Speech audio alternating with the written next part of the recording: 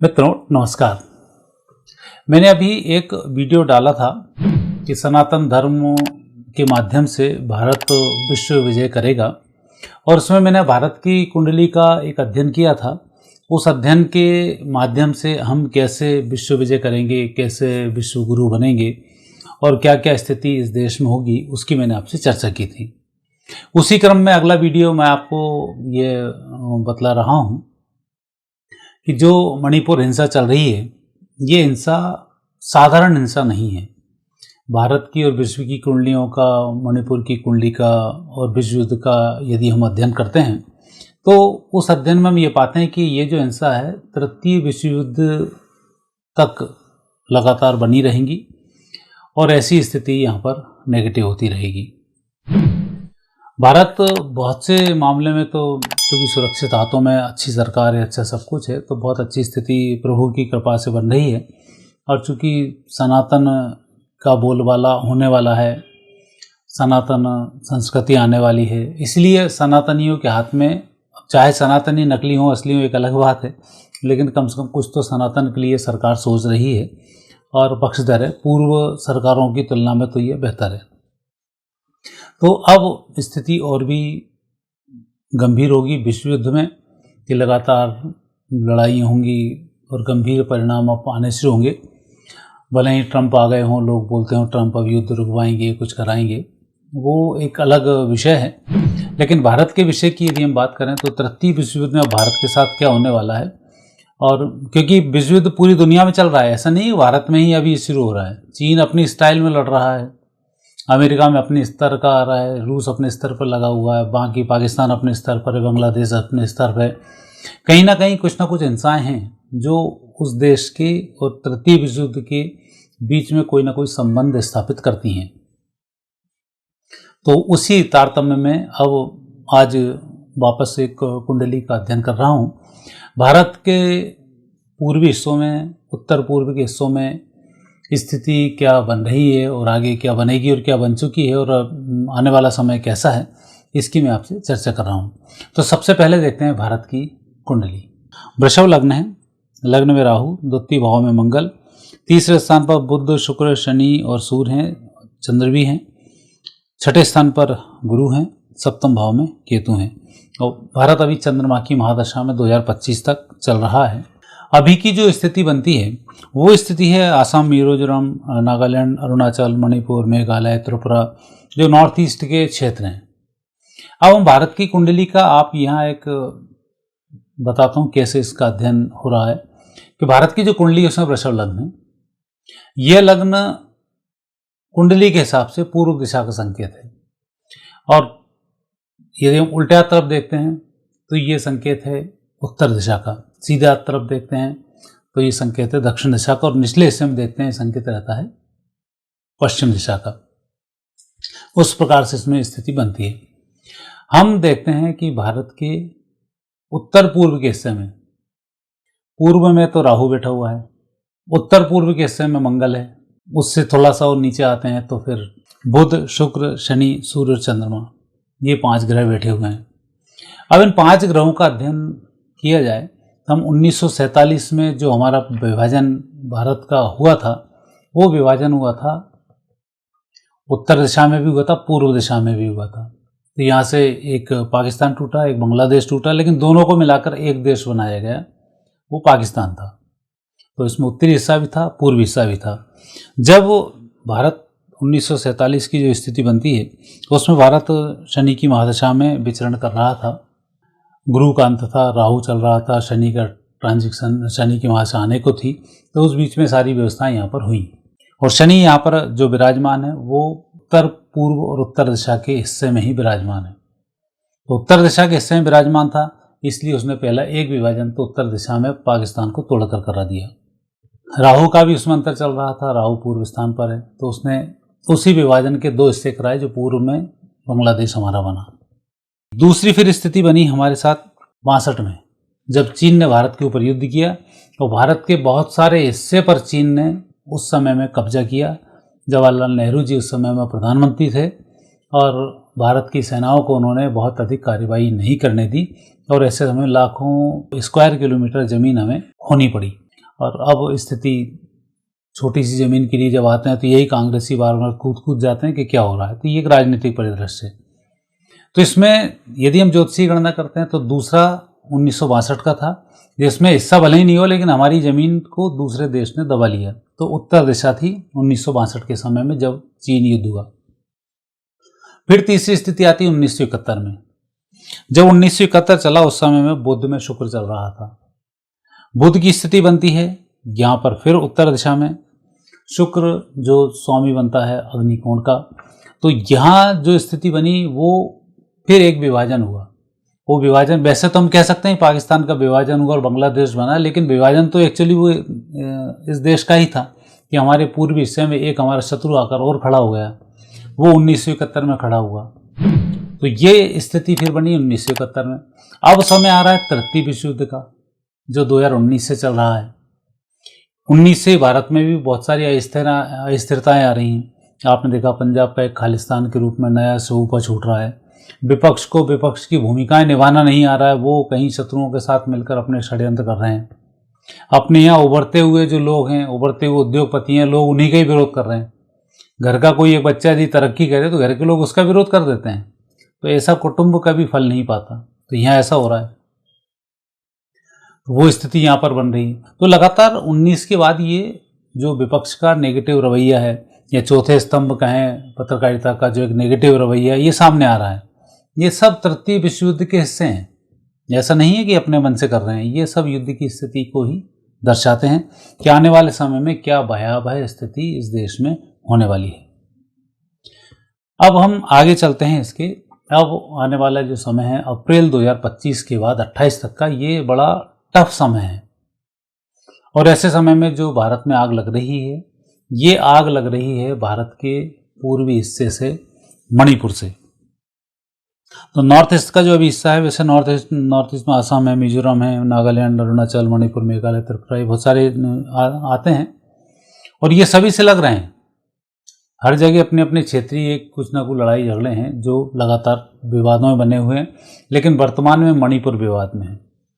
उसके पीछे सबसे बड़ा कारण है चीन। एक मैं आपको रहस्य और बताऊंगा, एक भविष्यवाणिका में भी उल्लेख आता है कि उड़ीसा की तरफ से सेनाएं भारत के ऊपर हमला करेंगी। और दूसरी स्थितियां बताता हूं, भारत में सबसे बड़ी अब जो समस्या आएगी वो समस्या पूर्वी हिस्से से ही आएगी। ये यहां से सीधा सीधा होगा कि पूर्वी हिस्से में अभी चीन ने एक कब्जा किया हुआ है म्यांमार के ऊपर, बर्मा के ऊपर चीन का कब्जा है और उसने वहां पर राष्ट्रपति शासन लगाया हुआ, सेना का शासन वहां पर लगा हुआ है। और सेना लगातार मणिपुर के माध्यम से भारत को सुलगाई जा रही है और सारी व्यवस्थाएं भारत की सेना मणिपुर में उलझी रहे और वो अपनी अलग व्यवस्थाएं करते रहे, इसमें लगे हुए हैं। जल मार्ग से चीन भारत के ऊपर आएगा, पूर्वी हिस्से से, पूर्वी समुद्री सीमाओं से उतरेगा और उड़ीसा के माध्यम से वो फिर हमला करेगा। ये स्थिति यहाँ पर क्लियर है क्योंकि जितने ग्रह यहाँ पर तीसरे स्थान पर बैठे हुए हैं, ये उत्तरी पूर्वी हिस्सा जो है ये भारत का सबसे बेकार हिस्सा है। पूर्व स्थान राहु का है, जो षड्यंत्र भारत के साथ होगा वो पूर्व स्थान से होगा। तो पूर्वी क्षेत्रों में यहाँ पर ये स्थिति निर्मित होगी कि हमारे ऊपर नेगेटिव स्थिति बनेगी बंगाल के माध्यम से, असम के माध्यम से, और ये स्थिति यहाँ पर आती चली जाएगी। और ईस्ट में आता है सीधा सीधा बंगाल और उड़ीसा। तो हमारी चिकन नेक भी उसी स्थान पर है और उड़ीसा का समुद्र भी उसी स्थान पर है। झारखंड भी वहाँ पर आपने देखा ही होगा, बिहार भी देखा होगा। ईस्ट के हमारे प्रदेश हैं ये, बंगाल है, उड़ीसा, झारखंड, बिहार है। और ईस्ट में हमारा बैठा हुआ है राहु। तो राहु लगातार षड्यंत्र कर रहा था और आपने देखा बिहार में इतनी सरकारें बदल गई, कभी कोई व्यवस्थाओं को नहीं संभाल पाया। बंगाल में इतनी समस्याएं पैदा है कि बंगाल में जो सरकार बन जाती है वो फिर चीन के कब्जे में ही आ जाती है और भारत का वहाँ से भी नेगेटिव रोल अदा होता है। और एक स्थिति थी बंग आंदोलन जब चला था, तब से एक नई क्रांति आई। तो उन सब क्रांतियों में ईस्ट का हमारा बड़ा रोल रहा है। झारखंड का, बिहार का, ये यहाँ से बौद्धिक क्षमता के लोग भी बहुत निकले हैं।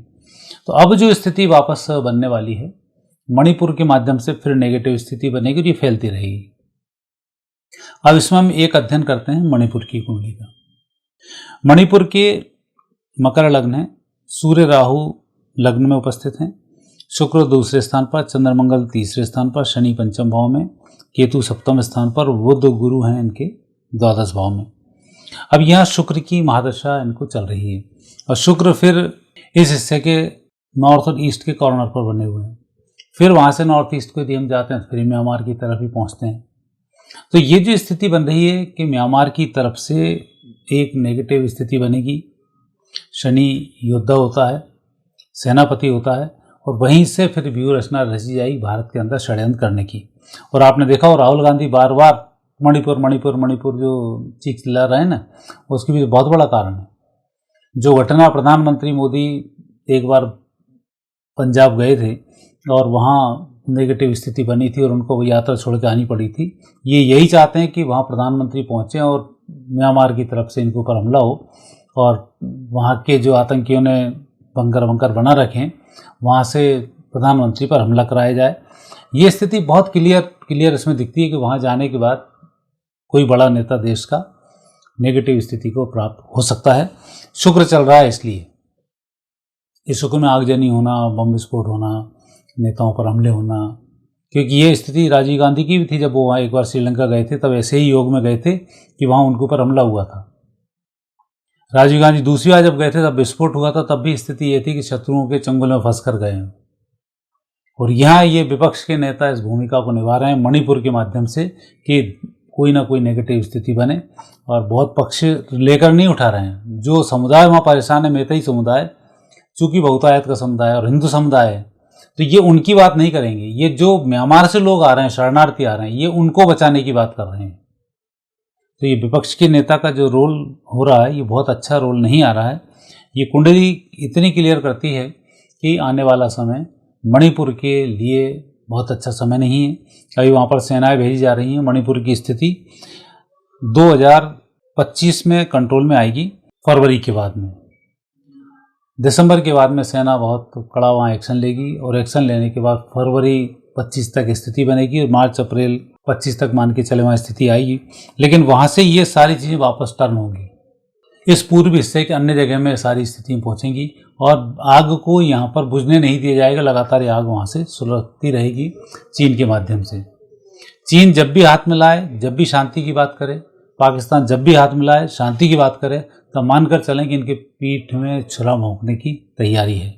तो ये स्थिति यहाँ पर बन रही है और ऐसी स्थिति जो बन रही है ये बहुत नेगेटिव है और भारतवासियों को इस मामले में थोड़ा सा सतर्क रहना होगा कि हमारे साथ में अब कोई नहीं है। हम हैं, हमारा धर्म है, हमारा सनातन है, यही अब हमारी रक्षा करेगा। क्योंकि अब फिर धर्म युद्ध होना है और धर्म युद्ध को धर्म की तरह से लड़ा जाए तो ही ठीक होता है। और भारत इसी धर्म का पालन कर रहा है कि शांति के साथ अपने अपने कामों में लगा हुआ है, पूरी दुनिया में शांति फैलाने की कोशिश कर रहा है।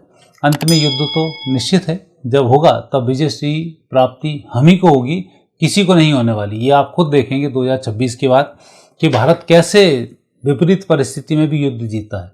वो रणकौशल आपको उस समय में दिखाई देगा। इन लोगों के अंदर, सैनिकों के अंदर जो छुपी हुई शक्ति उस समय में जागृत होगी और वो जागरण की शक्ति हमें उत्तम फल प्रदान करेगी। लेकिन उससे पहले हमें सतर्क रहने की आवश्यकता है। ये वीडियो मैंने इसलिए बनाया कि आप पूर्व के हिस्से की बात ना समझें कि आपके पूर्व हिस्से में सिर्फ मणिपुर आ रहा है। मणिपुर से आप जिस प्रदेश में रहते हैं, जिस गांव में रहते हैं, उसके पूर्व हिस्से की मैं बात कर रहा हूँ। आपकी आग आपके गांव पूर्वी हिस्सों से ही सुलगेंगे। यदि आप प्रदेश हैं तो प्रदेश के पूर्वी हिस्से को देख लें, यदि आप शहर में हैं तो शहर के पूर्वी हिस्से को देख लें, आग वहीं से आएगी। उत्तरी हिस्सा हर शहर का, हर गांव का नेगेटिव लोग वहां पर विराजमान होते हैं। विदर्भी वहां पर बहुत अधिक रहते हैं और विदर्भी उसको चोक करके रखते हैं। आपके जो मूल हिस्से हैं, मेन सड़क होगी, उस सड़क को चोक करके रखेंगे। ये इन विदर्भियों का कर्तव्य है। पूरे भारत में आप कहीं भी चले जाना, हर शहर को देखना, हर शहर की मेन रोड से जुड़ने वाली जो सड़क होगी उस सड़क के कोने पर विधर्मी विराजमान होंगे और वहाँ पर ठेले लगा लेंगे, कुछ कर लेंगे, सड़कों को सक्रिय कर देंगे। और हमारे वहाँ के धूर्त नेता ये सोचते हैं कि इनके 20% वोट हमें मिलते हैं और उस चक्कर में वो वोट के लिए उनकी अनदेखी कर देते हैं। ये ठीक नहीं है और उन्हीं के चक्कर में सारा काम होता है। तो आप इस मामले से मैं आपको ये सतर्क करना चाहता हूँ कि आप अपने उत्तर पूर्वी हिस्से पर आप भी निगाह बनाकर रखें और धर्म का साथ ना छोड़ें। जितना हम धर्म का पालन करते हैं, जितने भगवत सत्ताओं से जुड़ते हैं, जितने भगवान के नाम का जाप करते हैं, उतनी ही शक्ति हमें अलग से प्राप्त होती है। शक्ति आपको आज दिखाई नहीं देगी, जब विपरीत परिस्थिति में व्यक्ति सामना करता है तब ये अदृश्य शक्ति उसके सामने आती है। जब एक खिलाड़ी होगा जो शांत स्वभाव का खिलाड़ी होगा और विपरीत परिस्थिति में जब पहुंच जाएगा, बिल्कुल अंतिम बॉल पर मैच टिका होगा, तब वहाँ शांत स्वभाव वाला व्यक्ति छक्का मार के चुनाव जीता देता है। तो ये चीज़ें बड़ी महत्वपूर्ण होती हैं कि इन बातों का व्यक्ति को ध्यान रखना चाहिए। और यही मेरा एक वीडियो बनाने का उद्देश्य भी है कि आप अपने उत्तर पूर्वी हिस्से से थोड़ा सा सावधान रखें और देश को भी उत्तर पूर्वी हिस्से से सावधान रहने की आवश्यकता है। आने वाला समय इसी का है।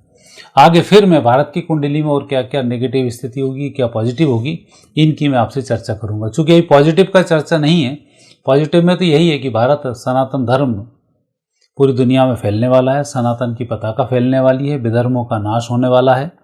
आप बहुत बोलते थे ना, प्राणियों में सद्भावना हो, सनातन का विकास हो, गौ माता की रक्षा हो। अब बस वो सब समय आ चुका है कि वो सब बातें आपकी जो आपने भगवान से विनती की थी, अब आपकी सब पूरी होने वाली हैं। और विधर्मी अब जाने वाले हैं, सनातन का उदय होने वाला है। लेकिन उदय से पहले जो युद्ध होगा, मैं उसकी आपसे चर्चा कर रहा हूँ कि अब उत्तर पूर्वी हिस्से पर आप सावधान रहें। आगे फिर नए विषय के साथ आपसे भेंट होगी। चैनल को सब्सक्राइब करना नहीं भूलें, चैनल को लाइक भी करें, शेयर भी करें, और भी बेहतर होगा हमारे लिए भी, और हम आप तक अच्छी अच्छी जानकारियाँ पहुँचाते रहेंगे। धन्यवाद।